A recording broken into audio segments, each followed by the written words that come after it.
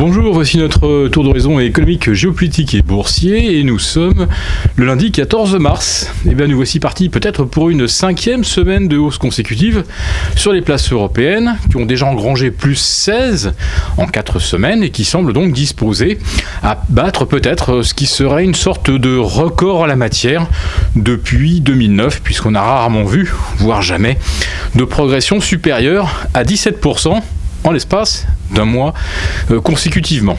Est-ce que les fondamentaux étayent cette progression ? À l'évidence, non, puisque tout va plus mal que le 5 janvier dernier, je cite le 5, puisque nous sommes revenus au niveau du 5 janvier, aussi bien en Europe qu'aux États-Unis.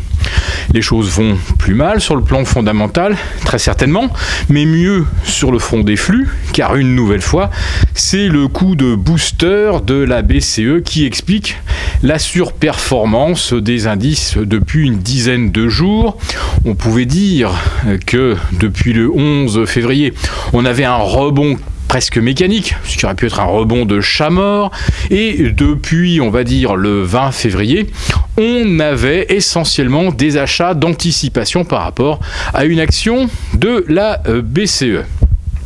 Alors, qu'est-ce qui a changé sur le plan économique? Rien de favorable. Sur le plan politique, alors là, les élections qui ont eu lieu en Allemagne ce week-end sont très intéressantes, puisque Angela Merkel s'est pris une véritable dérouillée électorale, enfin, elle et la CDU, son parti, qui perdent le Bade-Württemberg, qui ne parviennent pas à percer dans le Palatinat rhénan, qui se font littéralement laminer en Sarre. Et on assiste à la montée de l'extrême droite, avec des scores qui dépassent parfois les 20%. On a l'impression qu'on a déjà vu ce scénario quelque part. Où cela peut-il bien être ? Est-ce que ça ne serait pas en France par hasard ?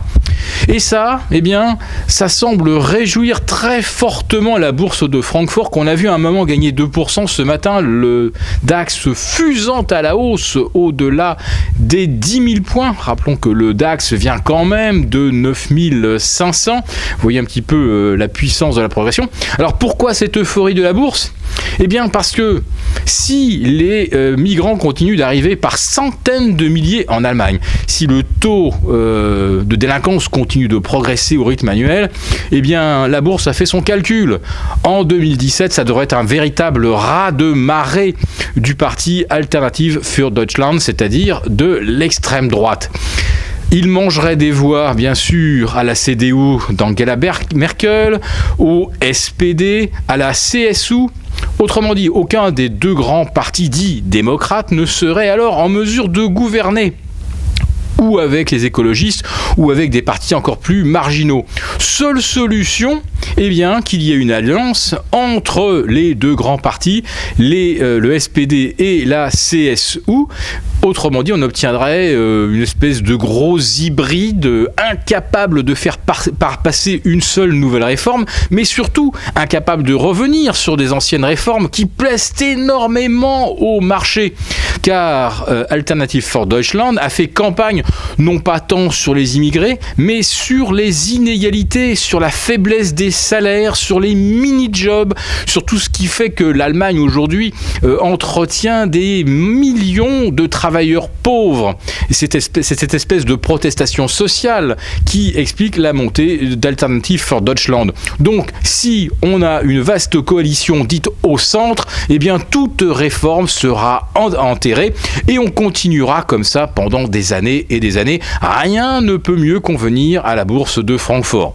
D'ailleurs, en général, rien ne peut mieux convenir au marché dans leur ensemble que l'immobilisme, ou plutôt la poursuite de stratégies qui ont échoué, comme celle des taux zéro au Japon ou négatifs même en Suisse, en Suède, etc. Immobilisme et persistance dans l'erreur sur les injections monétaires massives. Et puis je tiens à signaler comme au passage que si la BCE rajoute effectivement 20 milliards chaque mois, ça fait 1 milliard par jour, alors que jusqu'à présent elle en injectait 3. Ces 3 milliards n'ont provoqué ni sursaut de la croissance, ni sursaut d'inflation. Croyez-vous que c'est 1 milliard supplémentaire à se partager entre une centaine de grandes banques européennes qui va faire la différence? Évidemment non. Par contre, évidemment, c'était ce que les banques voulaient, avoir toujours plus de flux, toujours plus d'argent pour faire tenir le grand Ponzi de la dette européenne.